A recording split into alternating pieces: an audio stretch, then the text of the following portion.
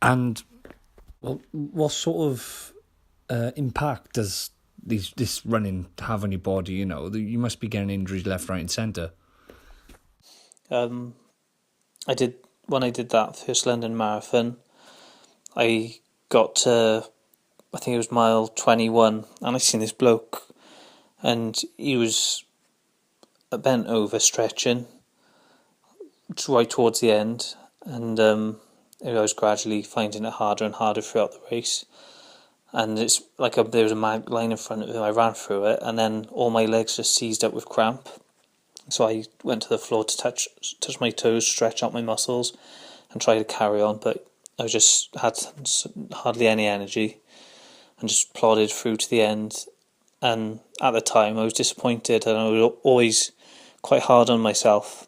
Never particularly happy with what I've done, and I'm still like it. You end up hitting a time, and then you think, could I have done any better? And I think looking back, I probably did a really good job of it. It's just like I said, like putting the routine in place. You're supposed to. Some people carb deplete and then carb load the days before to give themselves more energy.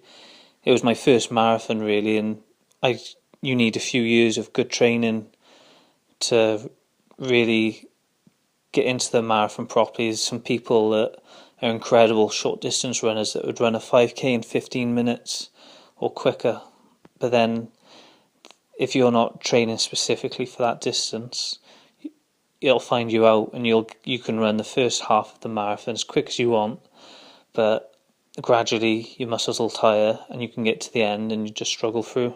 But yeah, I've never particularly. I've had times where I've achieved certain times in certain races where I'm really proud.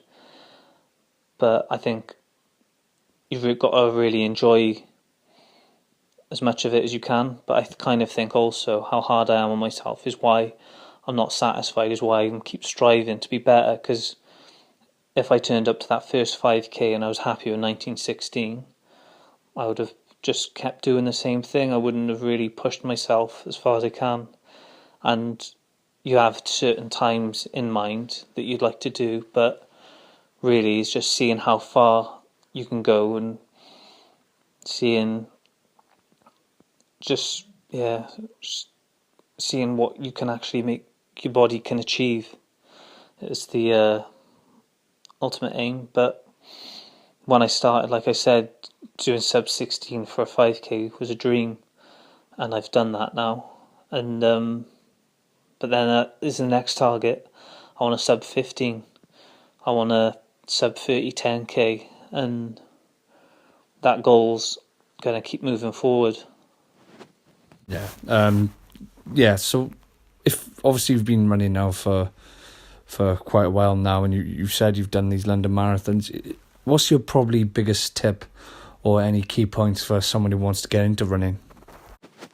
Well, my top tips for people that want to get into running is just to, first of all, get out the door, get started, get a pair of running shoes, and just start off. I don't know where your starting point is from, but you might be people that haven't ever run before. So first thing is get out the door.